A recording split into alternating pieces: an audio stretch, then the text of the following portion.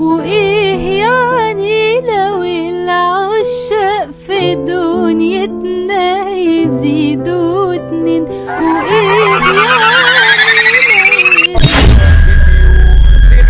يعني كنت شايلك بين ضلوعي، كنت خايف من رجوعي، كنت قايد لك شموعي، كنت طفل معلق